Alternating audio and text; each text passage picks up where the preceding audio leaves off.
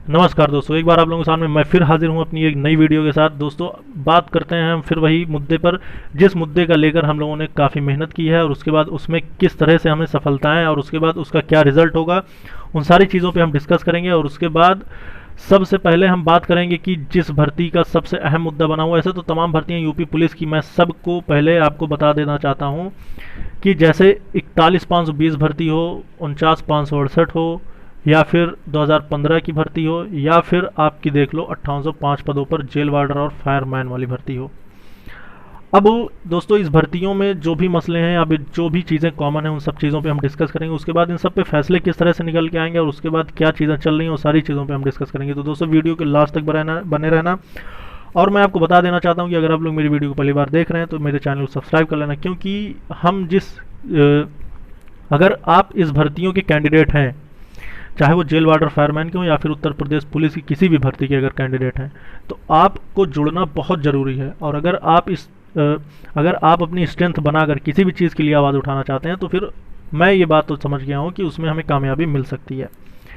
तो अब मैं आपको बताने वाला हूँ कि सबसे पहले तो आप मेरे वीडियो को लाइक कर दीजिए और उसके बाद मेरे वीडियो को ज़्यादा से ज़्यादा शेयर कर दीजिए, ताकि आपके जो साथी संगति हैं जो इस भर्ती से रिलेटेड हैं, उनके पास भी ये जानकारियाँ पहुँचें और वो भी जुड़ सकें।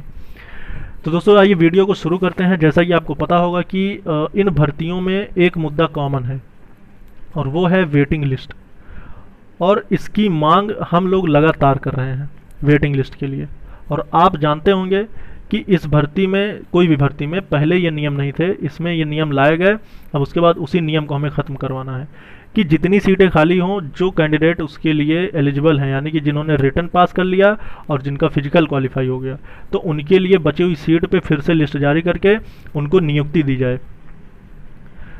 क्योंकि बहुत सारे ऐसे कैंडिडेट होते हैं जो टाई ब्रेकिंग कर, मतलब जितनी कट ऑफ होती है, कट ऑफ के बराबर मार्क्स लाकर फिर भी उनका सिलेक्शन हो नहीं पाता। उसके बाद बहुत सारे कैंडिडेट 0 पॉइंट वगैरह ऐसे जो नंबर से जो छट जाते हैं, वो तकलीफ़ का तो मुद्दा, वो बात है ही, लेकिन ऐसे में उनको मौका ज़रूर दिया जाना चाहिए जब सीटें खाली हों। तो इसका लेकर हम लोगों ने बहुत सारी कोशिशें करी हैं और उसके बाद हमारी कोशिशें जारी भी हैं लगातार। तो आपसे मैं कहना चाहता हूं कि इस मुद्दे के लिए दोस्तों, जैसा कि मैं पिछली वीडियो में आपको बता चुका हूं कि सीएम साहब से मुलाकात हुई, डीजी साहब से मुलाकात हुई, हमारे मुद्दे क्या क्या थे। तो डीजी साहब से जब मुलाकात हुई तो उसमें हमने सारे मुद्दे उठाए और उसके बाद इन भर्तियों का भी थोड़ा बहुत जिक्र हुआ था। तो इसमें एक ही चीज़ साफ़ हुई कि सबसे पहले ये भर्ती क्लियर की जाएगी, क्योंकि इनके मेडिकल जल्द से जल्द करा के इनको भेजा जाएगा। क्योंकि इनके जो विभाग, जिस विभाग के लिए इनका सिलेक्शन किया गया है, चयन किया गया है, उस विभाग में बहुत ही कम एम्प्लॉयज़ बचे हुए हैं।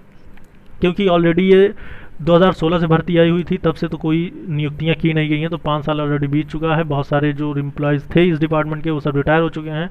तो अब आप समझिए कि इनका मेडिकल होगा और उसके बाद मेडिकल के बाद अब हमने जो आश्वासन लिए हैं डीजी साहब से, यानी आर.के. विश्वकर्मा, जो कि भर्ती बोर्ड के अध्यक्ष हैं, भर्ती बोर्ड के सबसे बड़े अधिकारी माने जाते हैं आर.के. विश्वकर्मा जी। तो अब आप समझिए कि इनके मेडिकल के बाद हमें वो लिस्ट जारी की जाएगी, यानी ऑफिशियल वेबसाइट पर हमें इस बात का ब्यौरा दिया जाएगा। अगर नहीं दिया जाता तो हम भर्ती बोर्ड के चक्कर लगाएंगे और उसके बाद इस बात की जानकारी लेंगे, क्योंकि हमने शुरू कर दी है अब इसका लेकर कि अब इसमें कोई भी शांति और कोई भी ऐसे कदम नहीं उठाए जाएंगे कि जिससे उसका कोई फैसला ही ना निकले। दोस्तों, इसके लिए फैसला जरूर वो मतलब अपने हित में कराया जाएगा। उसके लिए अब जैसे कुछ कैंडिडेट हैं कि हर तरह के कैंडिडेट हैं जिनके अपने खुद के मुद्दे हैं, यानी 19 की फर्स्ट शिफ्ट, 19 की सेकंड शिफ्ट, अभी मैं बात कर रहा हूँ जेल वार्डर फायरमैन की, 20 की फर्स्ट शिफ्ट और 20 की सेकंड शिफ्ट।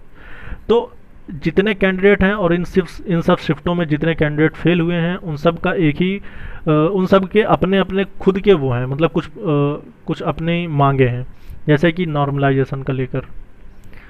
फिर उसके बाद और कोई मुद्दा, मेरे नंबर कम हो गए, मुझे इतना नंबर मिला था। तो ये सब सारे मुद्दे सब अपनी जगह सब ठीक हैं, क्योंकि जिसके साथ अन्याय हुआ है वो तो आवाज़ उठाएगा भाई। तो इन सब चीज़ों के लिए अगर आपके कुछ मुद्दे हैं तो उसका भी सम्मान है और हर चीज़ के लिए कुछ ना कुछ किया जाएगा। लेकिन फाइनली मैं आपको बताना चाहता हूँ कि जो ऐसे कैंडिडेट हैं जिनकी अपनी एक मांग है कि हमारे साथ इसमें गलत हुआ है, ऐसा हुआ है, लेकिन फाइनली एक वो सब चीज़ें तो ठीक है, लेकिन फाइनल वेटिंग लिस्ट। क्योंकि अगर इस चीज़ को हम मुद्दा बनाते हैं तो इस पर कुछ होने वाला है। अगर इसके अलावा हम कोई एक मुद्दे के लिए कि चले जाते हैं नॉर्मलाइजेशन आप फिर से करवाइए, या फिर नॉर्मलाइजेशन में ये चीज़ गलत हुआ है। कुछ चीज़ों पे अभी आवाज़ उठाना बेहतर नहीं है, क्योंकि अभी ये चीज़ कॉमन जो है, मतलब जो ट्रेंडिंग मांग है, इसको कहेंगे ट्रेंडिंग मांग यानी रिक्वायरमेंट। तो क्योंकि इसके पहले जो 4 भर्तियां चल रही हैं, 49,568, 41,520, 2015 और उसी में ऐड हो गया 5805। और 5805 में आप समझिए कि इसमें कितने प्लस पॉइंट हैं। इसके मैं आपको प्लस पॉइंट पहले बता देता हूँ कि जो 3-4 हैं। पहला है पिछली भर्तियों में सिलेक्टेड कैंडिडेट, पिछली भर्ती में बहुत सारे कैंडिडेट चले गए हैं जो सिलेक्ट हो चुके हैं। दूसरा है इसमें कैरी फॉरवर्ड नियम नहीं लग सकता, क्योंकि ये भर्ती जल्दी आती नहीं, हर साल नहीं आती। इस बात का बयान योगी सरकार ने, योगी साहब ने पहले ही दे दिया था। जब उनको नियुक्ति पत्र बांटने थे उसी टाइम इन्होंने बोल दिया था कि ये भर्तियां हर साल नहीं आती। फिर वहीं तीसरी बात कर लेते हैं। एक हो गया पिछली भर्तियों में बहुत सारे कैंडिडेट सेलेक्ट हो चुके हैं, इसमें कैरी फॉरवर्ड रूल नहीं लग सकता। और इस भर्ती में अप्लाई किए हुए कैंडिडेट सब ओवर एज हो चुके हैं। अब उनके भविष्य के साथ क्या किया जाएगा जो इस भर्ती में सेलेक्ट नहीं हो पाए हैं। और चौथा ऑप्शन यही है कि इनको वेटिंग लिस्ट जारी करना पड़ेगा। इस 3 चीज़ों को मद्देनज़र रखते हुए इनको वेटिंग लिस्ट जारी करना पड़ेगा, क्योंकि जब हम लोग भर्ती बोर्ड गए थे तो वहाँ बहुत सारे मुद्दे, मतलब जो फाइनली था वो तो यही था कि ये चीज़ होना चाहिए कि वेटिंग लिस्ट जारी हो और सेकंड लिस्ट जारी करके लोगों का सिलेक्शन कराया जाए। लेकिन अभी बात मैं करने वाला हूँ कि जो इन लोगों का मुद्दा है, यानी कि जो और भर्तियों का रहा है, जैसे कि 41,520, 2015, 2018 जो भी भर्तियों का मुद्दा रहा है, इन सब में एक चीज़ का कॉमन है। तो दोस्तों मैं कहना चाहता हूँ कि जो भी भर्ती से कैंडिडेट हैं, जो यूपी पुलिस की भर्ती से जुड़े हुए हैं, वो सब के सब अपनी एक स्ट्रेंथ बना लो।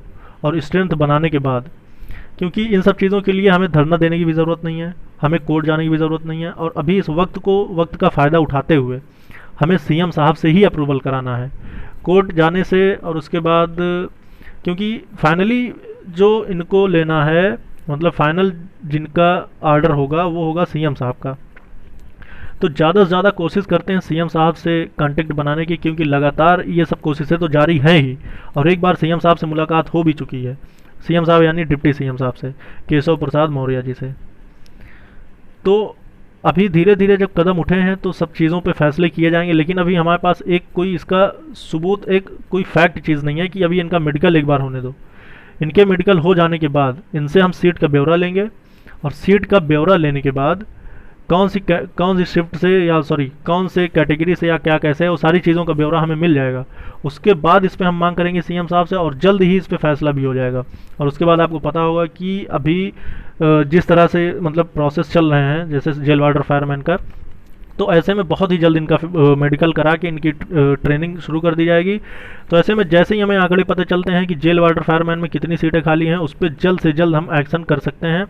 और उसके बाद उस पर जारी हो जाएगी वेटिंग लिस्ट।